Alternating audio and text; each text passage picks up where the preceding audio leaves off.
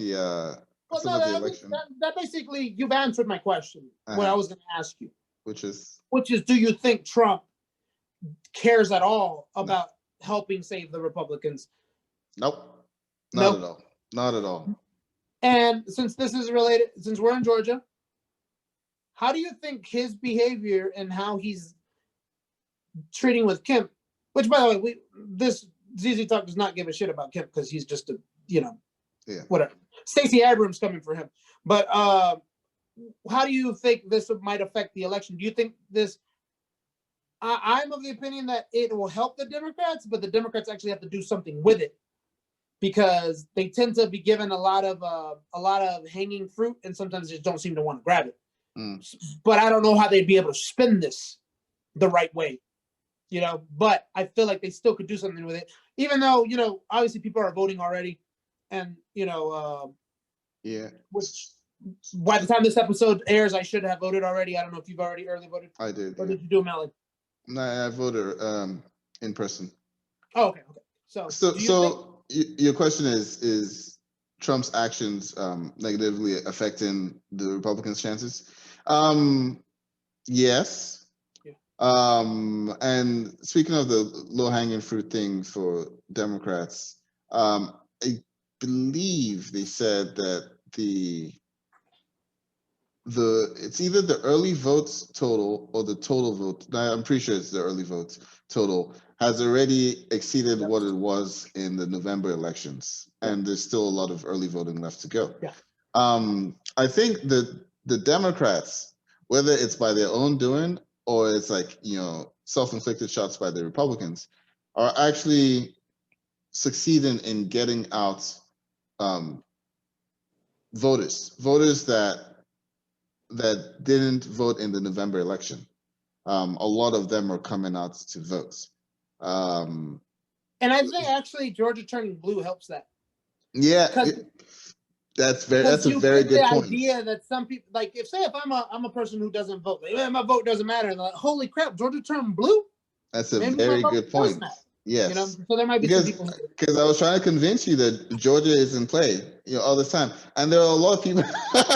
Talk to me in 2024. Okay. 2024 what we do. There were a lot of people who, like you said, might have just been like, man, this is red state Georgia. Why do I even? And that's the reason I didn't believe that Georgia would turn blue. Yeah. So, but like you said, now that it's actually gone blue for Biden, there are people who are like, oh wow, my vote actually, that can make a difference. And and the fact that it was so close too, they're like, no, we don't want it to be this close again. Let's go out and vote.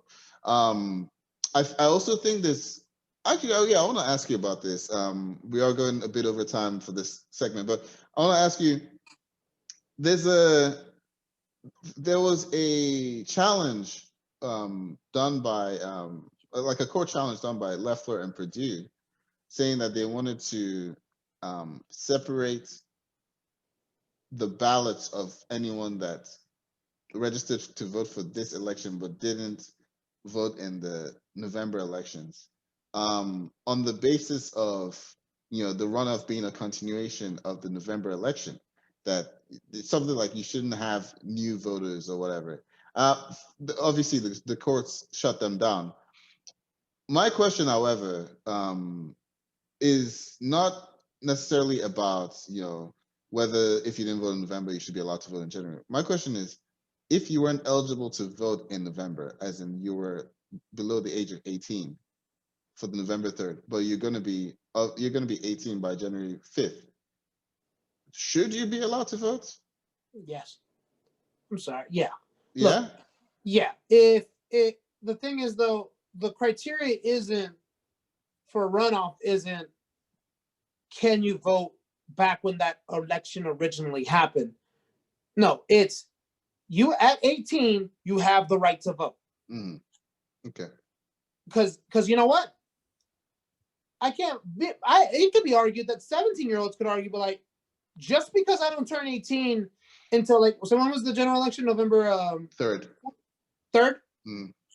So my birthday is November 4th. I literally miss it for a day, but then there could be some students that see you should be allowed to vote if your birthday falls within like 45 days of, because people, no, what I'm saying is like, you can't argue it one way and then people not be able to argue it the other way, right? No, once someone's 18, they get to vote. Okay. Because if you didn't want them to vote in that runoff election, your ass should have won. So here's, I'll give you one argument for and one argument against, right? So here's the argument for saying that once you turn 18, you should be allowed to vote in the runoff election. And that is, if you have 100,000 people voting in the normal election, and then before the runoff comes, 10,000 is a huge number. 1,000 of those people, pass away, old age or whatever. Yeah. That's 1,000 people who voted in the original that won't be alive to vote in the last one. Yeah. You can't retroactively go and ask them, hey, who would you have voted for in the runoff, right? So if you're losing voters through death and time and all that stuff, you should also be able to gain voters through time and them turning 18. So that's my argument for. My argument against, though, I feel like a runoff is sort of like a like in a caucus, right? Like the Iowa caucus, where you have you could have 4 candidates or whatever, and they say if it's okay, all of you show you go stand for Buttigieg, go stand for Bernie, go stand for Warren, so on and so forth. And if a candidate doesn't hit the 15% threshold, right? So let's say it's 50% for Bernie, 45 for Buttigieg, and 5 for Warren. So Warren doesn't hit the 15% threshold. Those 5 now have to recanvass and pick one of those other 2. The ones in those 2 can't move again. They're stuck. Those 5 have to now recanvass, right? They're not able to bring in new voters. It's the same 100 that were there. It's just like, okay, now we really want to get a majority or whatever. So that would be the argument for runoff. Like runoff is basically just a recanvassing of taking away those that were below the top 2. Now we want to try and get a majority. So. And you know what the kind of argument would be for me? I was like, all right, if you don't want a runoff election to happen, let's just do a jungle ballot. Just whoever, just a plurality. Just a plurality. Yeah, whoever has the highest vote in the plurality. Which would have been Warnock? Warnock, yeah, Warnock had 36%. It wouldn't have been awesome though. It would have been Perdue, right? Yeah, Perdue got 49.8. I think also was like 40. So if you want to do that, if you want to argue that hey, it's like a caucus where you got to do it, then if you don't want to have to deal with this with a runoff, make it, which I think probably is one of those things that should start getting pushed anyways. Like I'm like, you know what? Because I'm getting tired of getting these damn text messages. But one thing I did hear that happened with this whole runoff election is that the Democrats did not stop canvassing and texting and reaching out after the general election. Yeah. They kept going. Once they found out it's a runoff, they kept going. But Republicans stopped. Mm-hmm. And then they started it over again, which I'm sure you probably know because you probably got text messages from the Democrats never stopped. And then some Republicans came here and there, but they came like a month later or so. Hell, I was talking about runoff on not election night, November 6th was when Perdue finally went under 50%. And I was already like, all right, let's start this, like getting the runoff train rolling. So like Democrats, that's why Republicans are mad right now, is because the Democrats did not stop. Yeah. They kept going and they kept doing it. So it's just like, no, it shouldn't. And then one thing I will point out is, look, if you're going to do that, technically speaking, the general election is the continuation of the primary elections. So if you're going to be arguing that's true. You might as well argue that, if you're not 18 by the time the primary happens, you can't vote in the general. But no, once you're 18, you get to vote. So the runoff, once you're 18, you get to vote.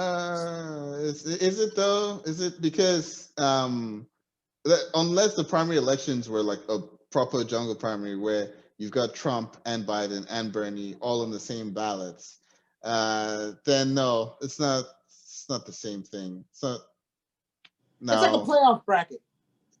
Yeah. It's more like a playoff bracket. Yeah, you wouldn't. Yeah, but guess what? Once the playoffs start, another team can't join. That's true.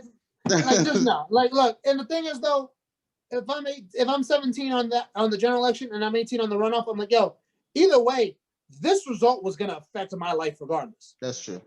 I should get a voice now that I can. So yeah, man, they really hate. I remember Rand Paul saying that I fear. He basically said, "I fear that if we start getting people who don't normally vote to votes, that could skew the election." What do you mean? That's called getting out the votes. That's telling people that there's an election. Hey, come on. Well, I mean, I mean, and he's right though, because look what happened when Obama ran. Obama ran. He had a huge youth turnout. People that Younger didn't people than care. normal. Yeah, people that It didn't skewed normally towards him. care came out and they voted, and it helped him. That's why we talk about enthusiasm a lot, right? Which is what the Bernie folks are always talking about. Like, look at how much enthusiasm we have. People want to come out and vote and all that stuff, Yeah. which makes sense, right? The enthusiasm for Biden was simply, well, not Trump. Not simply, but a large part of it was he's not Trump. And that's what a lot of people argue. Like, well, so let me get this right. He got more votes than Obama. I was like, yeah, because that many more people hate Trump than loved Obama. Obama was like a superstar candidate, but he wasn't running against Trump. Yeah. And he wasn't running against an incumbent Trump. That's a very big thing, right? Running against Trump, who was a candidate and saying crazy things, is very different from running against Trump, who has been president, and we've actually seen him implement these crazy things. So yeah, man. So